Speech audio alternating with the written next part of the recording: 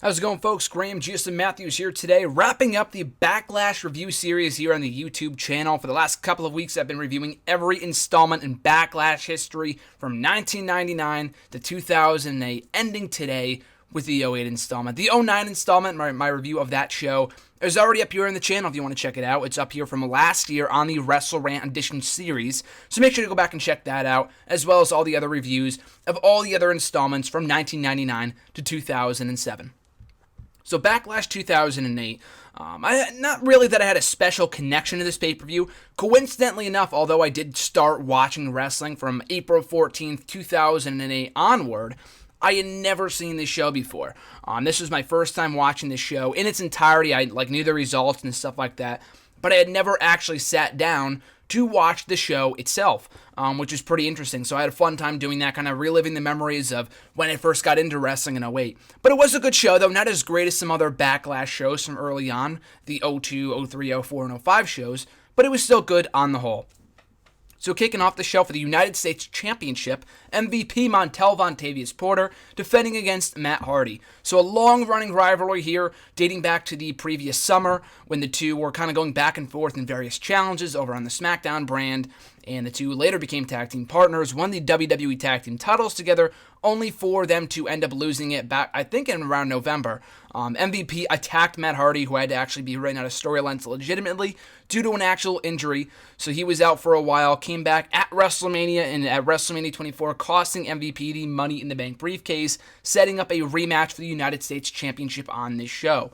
So the match itself was good. I enjoyed it. I thought it was really well placed in the opener, giving Matt Hardy his first ever taste of singles gold. He would never hold any other championships in the WWE that were singles oriented. I mean, I know he held, like he talked about this in a backstage promo, he held the Cruiserweight, the Hardcore, the European Championships, the Tag Team title several times, obviously, with his brother Jeff, and as well as Matt Hardy, or as well as MVP, but never a Intercontinental or United States Championship reign. So this was his first reign and only reign with the U.S. title. He'd also hold the ECW Championship many months later in the latter half of 2008.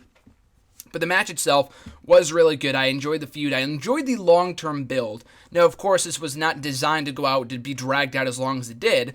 But I do like the fact they brought back Matt Hardy in a great way at WrestleMania, in a grand return, costing MVP the briefcase, like I said before, and setting up this rematch for Backlash. And one thing, I mean, this is like I'm a nitpicker, and this did not ruin the match for me, but it would have been nice if the commentators, and maybe they did and I just didn't catch up on it. From what I understand, though, they did not really put much emphasis on the fact that MVP by this point in time had become the longest reigning United States champion in WWE history, not the titles history, dating, because I know they acknowledged the lineage of the when it was still active in WCW, and I know other champions held it longer than him. But in WWE history, MVP was the longest reigning United States champion, holding that belt for a whopping 11 months.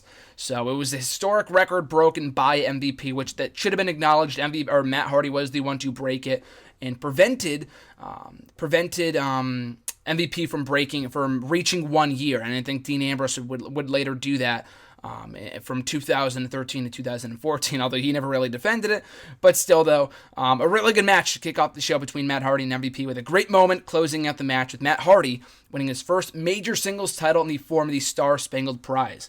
Up next for the ECW Championship, Kane defending against Chavo Guerrero in a WrestleMania rematch. And although, I know technically the match the first time never really was a match per se. It was only about 8-10 seconds long, something like that, when Kane quickly defeated Chavo Guerrero for the ECW Championship. And that's exactly what it should have been at WrestleMania. All the other big-time matches should have gotten more time. No one really cared to see Kane versus Chavo. And the match itself was okay on this show.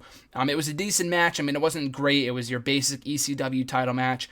And I've talked about this ad nauseum before. I've made articles about it. I've made videos about it, but I won't, rant on about it here. But there were a lot of good ECW title matches in the resurrection of ECW. I know WWE's version of ECW was not what a lot of people thought it would be or wanted it to be, but from a wrestling standpoint, especially in its final years, from '09 to 2010, there were a lot of good ECW championship matches. This was not among them. I did not put this in my top 10 or top 15 best ECW title matches from the title's resurrection from '06 to 2010. But it was a decent match. I didn't really mind it. Chavo had Bam Neely in his corner. Remember Bam Neely? He was the bodyguard of Chavo, a prominent member of La Familia. Not really prominent, but he was a part of La Familia for, I think, most of 2008. I don't know when he got cut. Maybe it was like later that year, but his time in WWE was short-lived, to say the least. But I do remember Bam Neely, and he had a presence in this matchup. But yeah, an okay undercard matchup. Kane successful in defending the ECW championship against Chavo. Up next, The Big Show taking on the Great Khali. It was not as terrible as I thought it was going to be. I guess I could say that's the best thing I could say about it. It was bad. It was a bad match, but it was not the worst thing I've ever seen. They were pretty limited. It was an 8-minute long match. Usually I advocate for matches going longer. Not in this case. I would have rather had seen it gone maybe 4 or 5 minutes. Just kind of keep it short and sweet and to the point. And I guess, WWE just thinks with these kind of matches, like you put two giants together, it's going to draw, it's going to be some big epic clash. And more often than not, it's a common misconception. That is not always the case. Usually, more often than not, that is not the case. When you put two big guys together, it doesn't really create for a great match. Unless you have someone that's like a big guy that's agile, like a Sheamus. Like Sheamus and Big Show had some really good matches in late 2012. But Big Show and Khali, Kane and Khali, Khali and Kane, or Khali and Kane and Mark Henry, Big Show, Mark Henry, like these combinations don't ever work for the most part. And that was kind of the case on this show. Big Show had just come back. They wanted to give him something quick to do. They never really knew what to do with him for most of 2008. He was in that big-time match with Floyd Money Mayweather at WrestleMania. A great match, might I add. And then he moved in some random feud with Khali, who they also had no idea how to use at that point in time. He feuded for the ECW Championship for like a cup of coffee. He wasn't even involved in any summer plans whatsoever. He wasn't at Night of Champions, or he wasn't at Great American Bash or SummerSlam. So they basically had no idea how to use this guy before they finally turned him and used him as Vicky's heavy for a couple months in late 2008, early 2009. So they were just giving him random feuds. But the match itself, pretty throwaway. If you watch the show, skip right over this. There's no real reason to watch it. It was a bad match, not the horrendous bout that I was expecting, but it was a pretty bad match, as one can only expect. Up next, and what I thought was one of the best matches, if not the match of the night in my opinion, Shawn Michaels versus Batista. Now, of course, this was kind of planting the seeds for what would become to know, what we would be later known as one of the greatest feuds, if not the greatest feud, in recent WWE history between Shawn Michaels and Chris Jericho. And this kind of was the precursor to that feud, in that Shawn Michaels and Batista were feuding over the fact that Shawn Michaels retired Ric Flair at WrestleMania. Batista claimed that Michaels did it because he wanted to retire Ric Flair. He didn't have to do that. He shouldn't have done that. He did it because he was selfish, blah, blah, blah, blah, blah. Shawn Michaels denied that, leading to a match at Backlash. Throw in Chris Jericho, who was kind of the mediator, kind of being an asshole in the various segments with Michaels and Batista on the highlight reel and whatnot, and he was serving as the special guest referee. So what's interesting about this matchup is that you have three, not one, not two, but three top-tier babyfaces involved in one match. Obviously, they didn't really know what to do with any of these guys coming out of WrestleMania. I mean, Shawn retired Rick. Batista and Umaga had a match at WrestleMania that was kind of forgettable and mediocre, so they didn't want to continue that feud. And Jericho had just been involved in the Money in the Bank match at WrestleMania. So they just put them all together in this one angle, in which ended up becoming gold. I mean, I would not be surprised if that was kind of a thing where, oh, they're not doing anything, let's just put them together. And it was also a rare instance in which you had a Raw guy facing a SmackDown guy, which was, needless to say, pretty rare back, and even in 2008. I know the draft was kind of already dying out by that point, but it was cool to see two superstars from two different brands battling it out. And what I thought it was a really good match. I mean, not only from a wrestling standpoint, I mean, Batista does not often get the credit he deserves for being a good wrestler. The greatest wrestler ever, absolutely not. But went in there with a great opponent and telling a good story. He's the better storyteller, in my opinion, than he is a wrestler. And some of his best matches have come with the best stories, including this one. I thought this match, while very well wrestled, was also telling a better story, with Shawn Michaels kind of fighting for his will to say that he did not retire Ric Flair out of his own will. Batista was very vengeful about that. Jericho did not really play a big part in this matchup, but his involvement would play a big part in his subsequent feud with Shawn Michaels. But of course, the most memorable, the most iconic part about this matchup was when Batista was about to hit the Batista bomb on Michaels. He had him up on his shoulders, and Michaels dropped down, and it appeared that he hurt his knee. So Jericho checked up on the knee to make sure that he was okay. Batista kept on getting backed out by Jericho. And out of nowhere, Shawn Michaels hits the sweet chin music on Batista, thus picking up the win. So Batista, while he, was also pretty mad about that, leading to their One Night Stand match, which I did review here on the channel, cheap plug, One Night Stand 2008, if you want to check it out. But what Jericho's issue was that Shawn Michaels was a liar, and that he feigned a knee injury to help him get an advantage. And while technically that was true, the fans organically sided with Michaels, and even though Jericho was telling the truth, he got very spiteful about that, saying that I'm the truth teller here, Shawn Michaels is a liar, you guys should be booing him and cheering me, whatever. And of course, like I said before, leading to the epic feud that they would have for the remainder of 2008. So a very significant match in many ways. And like I said, the match of the night for me, the two main events were good, and I'll get to that in a minute, but I thought from a storytelling standpoint, and like I always say, I'm a sucker for a great story, and this succeeded in doing just that. Up next, a 12-Diva tag team match pitting Layla, Melina, Beth Phoenix, Victoria, Jillian Hall, and Natalya against the 6-Diva team of Ashley, Michelle McCool, Cherry, Mickie James, Maria, and Kelly, a tri-branded matchup. And I think they mentioned on commentary right before the match that it was a rare instance in which you have 12 divas in the ring at the same time for a 12-diva tag team match. And maybe when I heard that, I'm thinking, okay, this is the dawn of the era where they just start throwing divas and random-ass tag team matches together in these multi-diva tag team matches and expect them to be good because they have nothing else for them. The match itself was okay. When the better workers were in there, it was an okay match. When you had Mickie in there, you had Beth, even Michelle McCool, who a lot of people call overrated. I thought she was good. I didn't think she was overrated. I know she was married to Undertaker, but I thought, she got enough success, but whatever. That's another rant for another day. When you had the good workers in there, I thought it was an okay match. It wasn't as throwaway as you would expect. Expected it to be. It wasn't 30 seconds long, but it became obvious that this was kind of the start of them doing matches where multiple divas were involved at once, and instead of just doing a one-on-one story and whatever else. So like I said, the match was fine for what it was, but my big issue with this was that only 2 weeks prior did they have Mickie James knock off Beth Phoenix as women's champion, who had held that belt for a whopping 6 months, and they had her defeat her for the belt in mere minutes on an episode of Raw in England.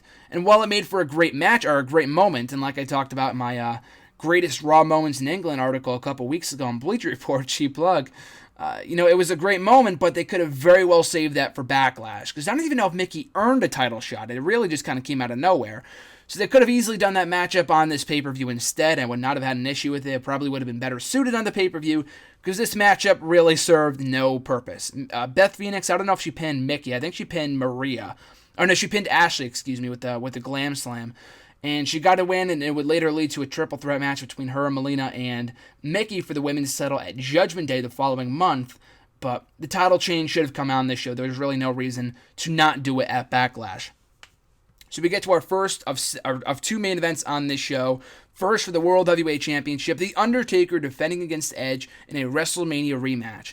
And I thought, while these two have always had great matches, and this might sound a little harsh, but I thought this was the worst of the matches that I've seen these two have. I've never seen their Judgment Day match, but I have seen their SummerSlam matches, One Night Stand match, the TLC match, the match at WrestleMania, all those matches. I thought this was the worst of the bunch, if only because you knew that Undertaker was going to win, and that also due to the fact that Undertaker, he had already got the championship. There really was nothing left for him to prove other than him saying or mouthing the words, which they put a lot of emphasis on, that he was going to hurt Edge, and that there really wasn't as much at stake. It was kind of a standard rematch, no stipulation.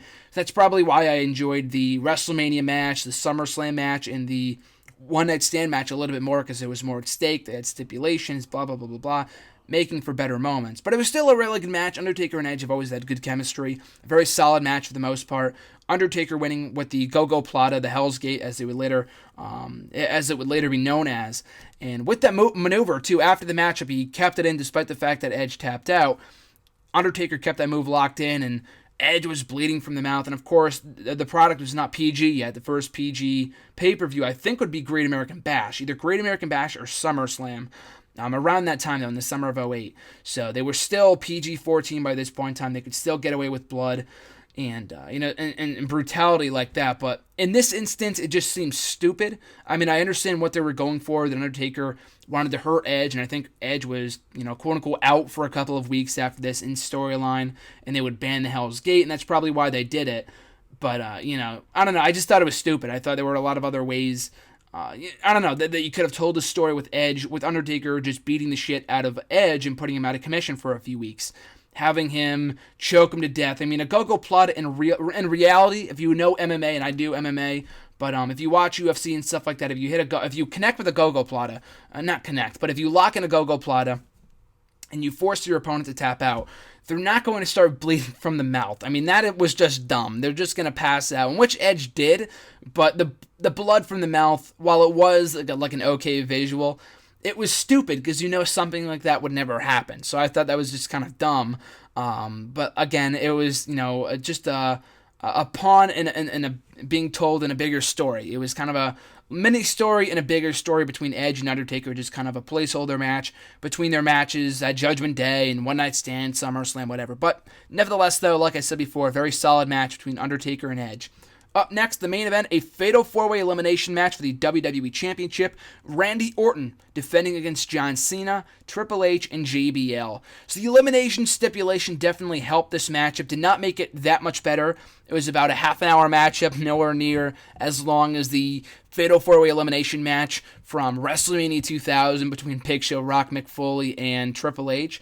And it was interesting, too, because I think JR said once on commentary, I think it was JR, right before the matchup, he said, "We've never before had a fatal four-way elimination match for the WWE Championship." And then he said at Backlash, so I don't know if he was trying to cover his tracks or him saying that we've never had that kind of match at Backlash before. I don't know what he was trying to get at, but obviously we did. When I heard him say that, the first thing that popped into my mind was that match from WrestleMania 2000. So I don't know if JR had short-term memory loss or whatever, but we had seen one of these kind of matches before. And I mean, it was better than that match, and I mean, this was a good four-way in that, I don't know, I mean, I thought it was a good match. I don't know if I thought it was the best fatal four-way, and like I said, the elimination stipulation kind of helped it. And sometimes multi-man matches can either be really hit or miss, and I've talked about that here before on the show, because Backlash is known for its multi-man matches. I mean, you go back to Backlash 2004, the triple threat match between Benoit, Triple H, and Michaels. Backlash 2006 between Edge, Cena, and Triple H. '07, the fatal four-way match between Cena, Orton, Edge. Who was it? Orton, Edge, John Cena, and Shawn Michaels. And this match was kind of the same thing. You just take out Edge and Michaels and put in Triple H and JBL. And JBL was taken out pretty quickly, and then John Cena almost moments afterwards. John Cena, I think, forced JBL to tap out, and that kind of led to them feuding a short while later. And then Orton punted Cena while he was pinning JBL, and so John Cena was gone, and it came down to Orton and Triple H for the final stretch of the matchup. And so the elimination stipulation, while it was okay and it kind of helped the matchup, it was also kind of pointless at the same time because JBL and Cena were taken out pretty early on. So why not just make it Triple H and Orton at the pay-per-view? And like I said, we had already seen a multi-man matchup at WrestleMania 24 a month earlier between Triple H, Orton, and Cena, and a Fatal 4-Way match the year before that I thought was a lot better. Because while that was not an elimination stipulation matchup, it was never dull. This matchup got dull at various points, and I've said this before, I said this in my Royal Rumble 05 review, that Triple H and Orton have just never had the best of chemistry together. I mean, they've had good matches. I can't remember a bad match they had. Like, the match at WrestleMania 25 was not shit. It was just very lackluster considering the story they were trying to tell. They just have never had an exciting match from what I've seen. They just don't produce the greatest matches, and I thought this was just kind of another, just pure proof of that, because when it came down to those two, it was a lot of headlocks, not a lot of excitement until the final few minutes, in which the crowd got into, and I mean, they popped big for Triple H winning the championship. I think they were more proud. I think they were more happy with Orton losing than they were Triple H winning, if only because the age of Orton, which Orton had boasted about, time and time again for 6 or 7 months, that it was a big deal when he finally lost. And I mean, Triple H would go and hold that belt for something like 8 months or whatever until Survivor Series of that year, so for the next 8 or 7 months. So the match itself was not as great, and maybe that's maybe the only reason why it was, maybe the only reason why it's not as good as I thought it was going to be is because the past multi-man matches at Backlash from 04, 06, 07 were all great. Like, those matches were tremendous. So I thought this was a decent match. It was a cool moment to close the show with Triple H winning the belt, but aside from that, it was not that stellar of a matchup at all. On the show, on the whole, though, I thought the show was good. And again, maybe I would be more receptive towards it. I'd be more, more positive about the show. I was not shitting all over the show. Like I said, I thought it was a good event. But the past Backlash shows were just really, really good. And I'd probably put this on par with the 07 show, if not a little higher. The only thing that made the 07 show so great were the main event matches between Undertaker and Batista, and then the Fatal 4-Way match for the WWE Championship. This show, while the main events were not stellar, they were still very solid and very good. And the undercard was pretty good as well. Big Show and Khali couldn't have given two shits about that matchup. Then Kane and Chavo was okay. But Matt Hardy and MVP, really good match. Shawn Michaels and Batista, again, like I said before, match of the night, in my opinion. The Divas match served the purpose, whatever.